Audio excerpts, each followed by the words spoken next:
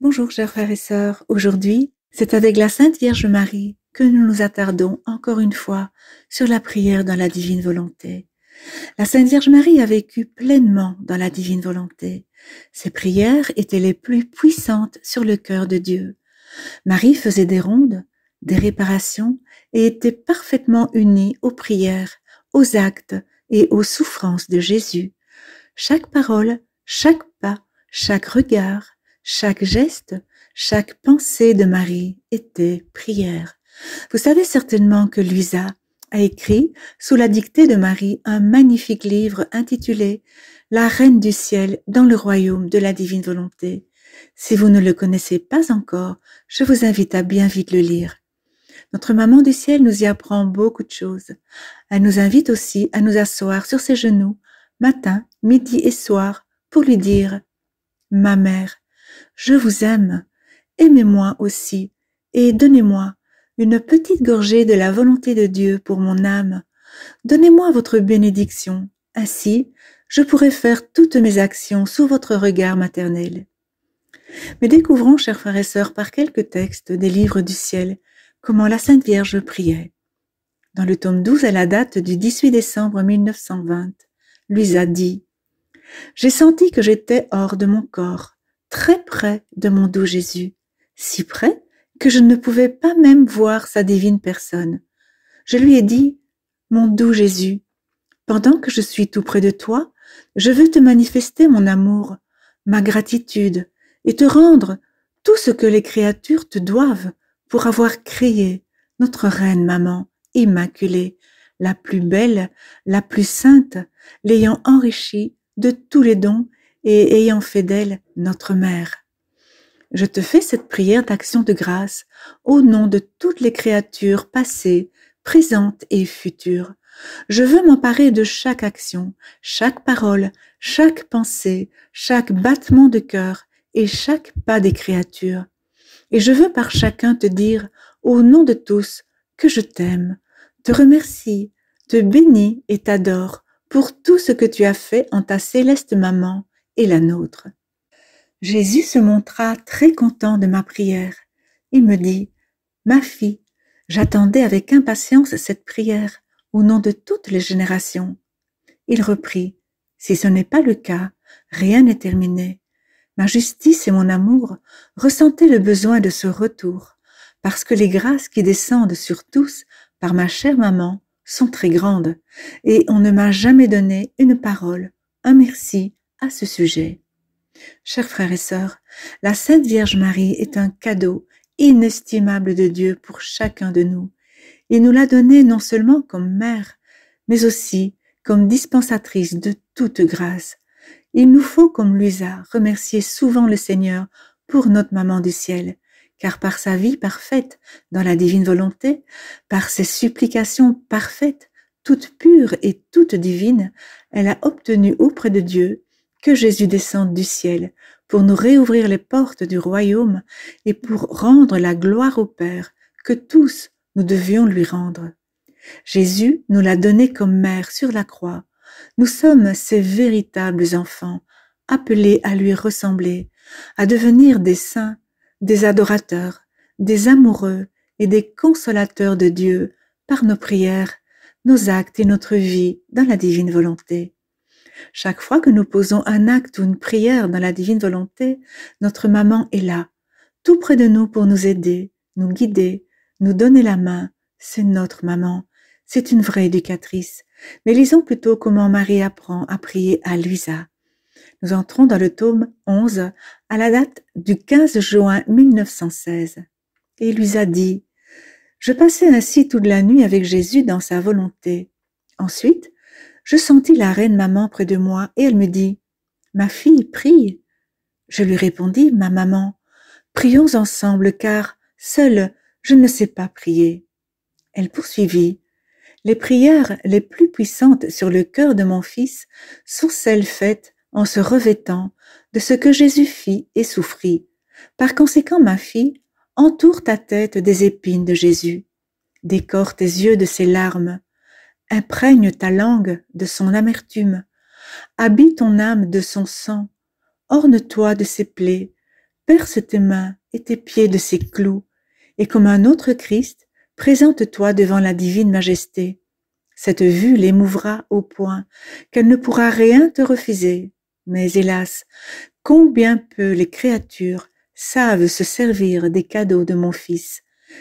C'est ainsi que je priais sur la terre et que je continue à le faire dans le ciel. Ensuite, nous nous sommes vêtus toutes les deux des insignes de Jésus et nous nous sommes présentés devant le trône divin. Cela émut tout le ciel et les anges, quelque peu surpris, nous ouvrirent la voie. Ensuite, je suis revenu dans mon corps.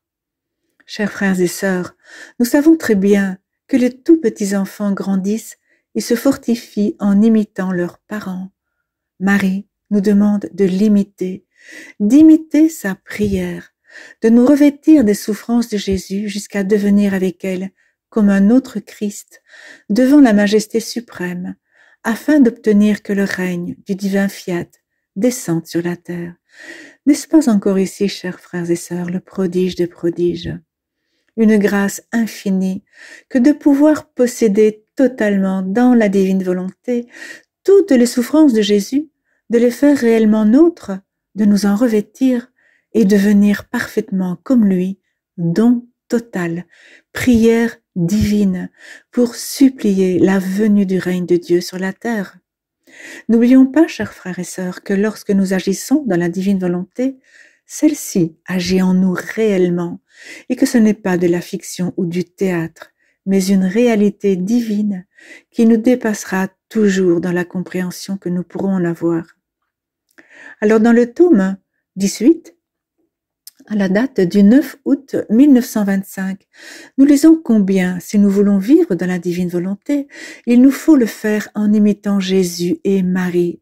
Découvrons quelques-unes de leurs prières, de leurs actes et de leurs rondes.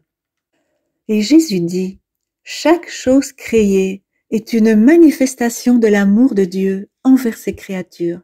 Celles-ci ont le devoir d'exprimer à Dieu leur amour et leur gratitude pour ce grand bienfait. C'est même leur premier devoir envers le Créateur. Ne pas s'acquitter de ce devoir serait de leur part une grave fraude envers le Créateur. Oui, chers frères et sœurs, si nous ne remercions pas notre Créateur, nous sommes des fraudeurs, des voleurs. N'oublions donc surtout pas nos rondes dans la divine volonté, qui sont par excellence des actions de grâce parfaites, des adorations et des louanges divines et éternelles que nous pouvons offrir à Dieu. Et Jésus dit encore, « Ce devoir est si important que ma céleste maman, qui avait tant à cœur notre gloire, notre défense et nos intérêts, parcourut toutes les choses créées, de la plus petite à la plus grande, pour, au nom de toutes les créatures, y déposer un sceau d'amour, de gloire et de remerciement à l'endroit du Créateur. À la suite de ma mère, mon humanité a également rempli ce saint devoir. Ceci a amené mon Père à se montrer bienveillant envers l'humanité coupable. Il y a donc les prières de ma mère et les miennes. Ne veux-tu pas toi aussi refaire ces prières? En fait, c'est pour cela que je t'ai appelé à vivre dans ma volonté, pour que tu t'associes à nous et pour que tu répètes nos actes. Mais oui, chers frères et sœurs, par les rondes et nos actes dans la divine volonté, le cœur du Père est touché et est réconcilié avec le cœur de l'homme. Par nos rondes et nos actes, nous contribuons au fiat voluntas tua. Nous demandons que le règne de Dieu, le règne de la divine volonté, descende sur la terre. Et lui a dit, après ces mots de Jésus, je me suis mise à parcourir toutes les choses créées, afin d'apposer sur chacune un sceau d'amour, de gloire et de gratitude dédié au Créateur, au nom de toutes les créatures. Il me sembla y voir les sceaux de ma maman impératrice et de mon Jésus bien-aimé. Ces sceaux créaient une magnifique harmonie entre le ciel et la terre, liant le Créateur aux créatures.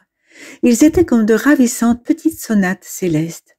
Et mon doux Jésus ajouta, « Ma fille, toutes les choses créées résultent d'un acte de notre volonté, Elles ne peuvent changer ni leur place, ni leur rôle.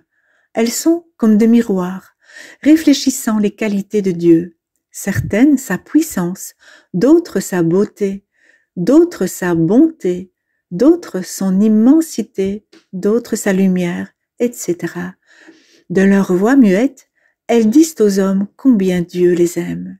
Ah oui, chers frères et sœurs, la création n'a pas de voix, pas d'intelligence en soi, pas de liberté, pas de volonté propre.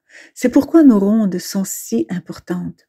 En déposant nos je t'aime partout sur la création, nous remercions, nous bénissons, nous adorons au nom de tous et au nom de toute la création elle-même, notre Créateur, pour sa beauté et sa splendeur, son amour et toutes ses qualités divines mises en reflet et en image en chaque chose créée.